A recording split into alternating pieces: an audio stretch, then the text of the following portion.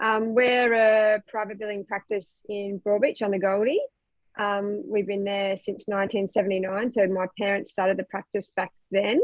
And I went through my general practice training and was coming to the point 2 years ago where I thought probably have to buy into this practice. Don't want to.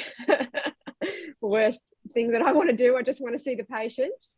But what's going to happen when my parents retire? I've got to do something here. Sort of started that process of looking about at buying in and what was involved. And the practice is well established and well respected. And yet, as I kind of looked deeper and deeper into it, realised that it probably wasn't running how I wanted it to be running or how I even knew it should be running.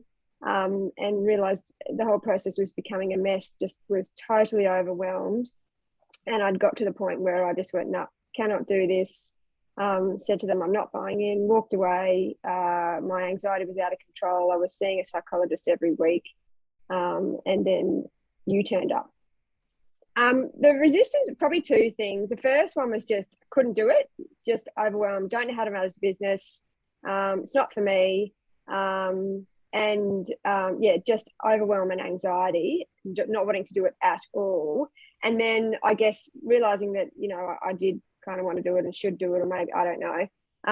But I think that a conversation I had with you was I kept saying, "Oh, not yet. I'm not ready yet." And I think that's that whole human nature is, we're too busy with this, or the kids are doing this, or I'm trying to concentrate on the patients. I can't do that now. It's not something I can take on now. You sat me down actually and said to me, because my son is a bit of a swimmer, and you said to me, Krista, that's like saying, Lockie, yeah, mate, you can start training, but just do it in 2 years. And that just blew my mind, because I was like, oh my God, what if I hadn't let him start when he wanted to start, and what a difference that would make. And that was what made me just go, oh, I just have to do this. And the other resistance point for me was that I just had absolutely no idea what I was getting in for. We've all been to school and uni and conferences and courses, and, they're generally relatively underwhelming. Sometimes you get a good lecture and you walk out going, whoa, that was awesome. But most of the time, it's not inspiring or hardly useful. I had no idea how incredible this was going to be. I had no reason to believe it would be good, because nothing else has been like that. It was definitely a huge leap of faith. Well, I mean, it was a very steep learning curve for me. I had nothing to start. I couldn't read a profit and loss. I didn't know what any of the terms meant. I had no idea. And even as we were learning, there's one day quite early in the piece where you guys teach us how to read a P&L, and I had nothing. And I was in the room just going, everybody knows more than me, and we could make sense of our practice's P&L. We only looked at profit margins once a year. I had no idea. And actually it was quite a good little moment for me, because you took us through that. We went and had a break. I went outside, you don't know this, and cried for half an hour for the break, just like, I can't do this. I'm totally overwhelmed. Came back in, and Shane walked up to me, what's wrong? And I said, Shane, there's so many problems. And he said, no, there's so many possibilities. And I was like, oh. And that was huge for me. And after that, just felt so much better. We were, I guess you'd say, mixed billing.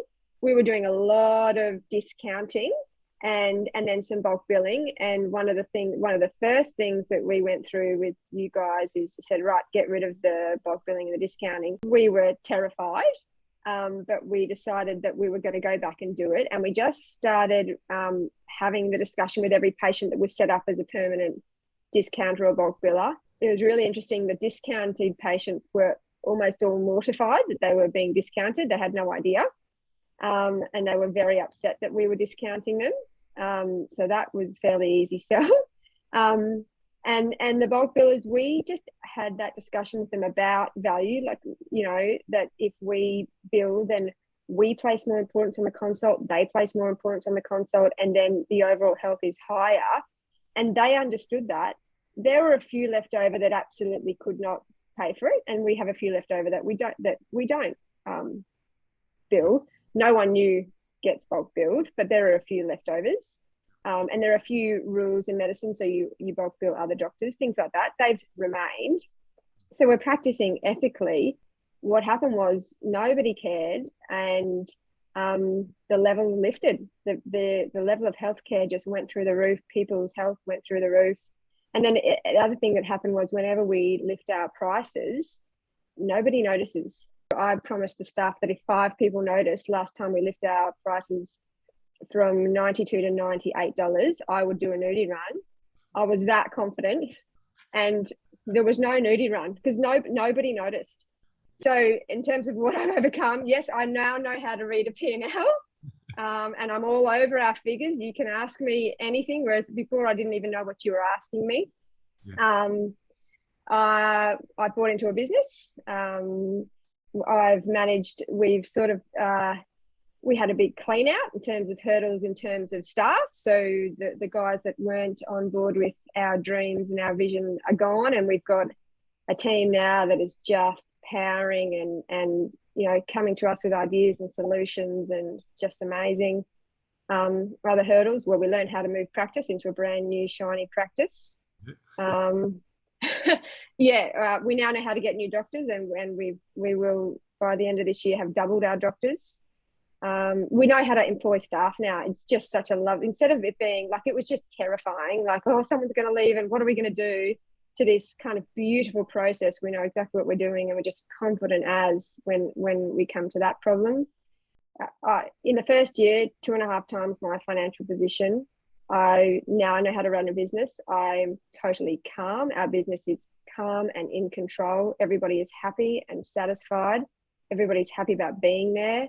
Yeah, I'm about to build my dream home. I lost 13 kilos. The thing that is the biggest for me is the change in my mental health. Doctors, I think, as maybe particularly, that they're all quite type A, pretty anxious humans, all trying to do an amazing job and, you know, running themselves into the ground, and how do I make everything perfect, and scared of everything. And that's, like you said to me, we beat that out of you, and you have. But I don't remember being at peace since I was about 6, and I am now. And that's monumental for me. Like, it's so monumental. My life, I think of it as like in stages, like when I was a student, when I was a doctor, then I became a mother, and now this. Like, that's how monumental it is, this shift that's happened in me from everything that I've learned. And to be free of anxiety and to be at peace, it's mind-blowing. And the crazy thing is that I love running a business. Like, I always thought it was something that I had to do, but I just loved my patients, wanted to be a GP, and it was a necessary evil. But I absolutely love running the business. It's crazy. It is a massive leap of faith, and you've got to take it to start, and then you've got to do it constantly through the 2 years. You've got to push it, because it's not hard. It's not extra work or challenging or anything, but you're thinking outside the square, and you're not just doing the same rubbish that everybody else is doing. You know, you're becoming something different and something special. So you've got to take that leap. Please take that leap. You can thank me later.